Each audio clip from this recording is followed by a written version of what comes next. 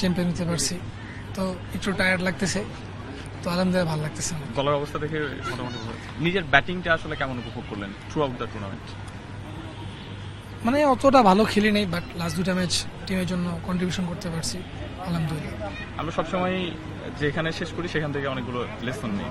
এবার সিনিয়র ক্রিকেটারদের সাথে ক্রিকেটটা খেললেন, বিপিএল খেলেছেন, এখানে খেললেন, ওভারঅল আপনার কাছে কি মনে হলো যে আরেকটু বেটার প্রিপেয়ার্ড হওয়া দরকার, নাকি মেন্টালি আরেকটু স্ট্রং হওয়া দরকার, অথবা স্কিলটা আরেকটু ডেভেলপ করা দরকার?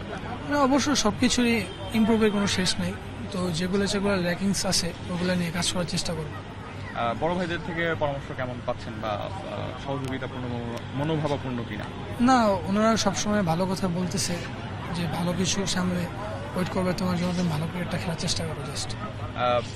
আমি যতটুকু জানি যে হান্নান ভাই খুবই ভালো কোচ এবং খুবই ফ্রেন্ডলি, মানে টিচারের বাইরে যখন রোলটায় থাকেন তিনি অনেক ফ্রেন্ডলি থাকেন। সেটা আসলে আপনাদের কতটুকু হেল্প করেছে? না, অবশ্যই তিনি অনেক হেল্পফুল, অনেকভাবে আমাদের হেল্প করার চেষ্টা করছে।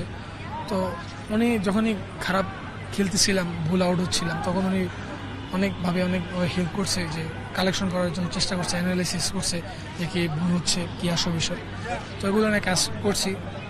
লাস্ট ম্যাচ দুটা ভালো হয়েছে। আমার নিজস্ব পর্যবেক্ষণ যেটা, সেটা হচ্ছে আপনি অনেকগুলো ইনিংসে দারুণ শুরু করেছেন, স্ট্রোক খেলছেন, অসাধারণ টাইমিং হচ্ছে, তারপরে হঠাৎ করেই একটা ভুল সিলেকশন বা একটা হয়তো শটটা প্রপারলি খেলতে পারছেন না।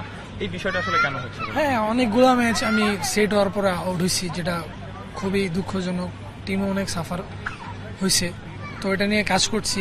লাস্ট দুটা ম্যাচ ওভাবে খেলার চেষ্টা করছি, যেহেতু বড় ইনিংস হয়নি, বাট হবে সামনে ইনশাল্লাহ। এই যে আপনাকে বাংলাদেশ ক্রিকেটের অ্যাসেট মনে করা হয়, বা আগামীতে ভবিষ্যৎ যে সব ক্রিকেটের পাইপলাইনে আছেন তাদের মধ্যে আপনি অন্যতম, আপনার খেলা দেখতে ভালো লাগে মাঠে যখন খেলেন, সেই জায়গা থেকে নিজের প্রতি আসলে আপনার এক্সপেকটেশনটা কেমন? না, অবশ্যই আমি ভালো কিছু চেষ্টা করব, হার্ডওয়ার্ক করব, যদি আল্লাহ কপালে লেখা থাকে অবশ্যই পেশা নিয়ে খেলবো।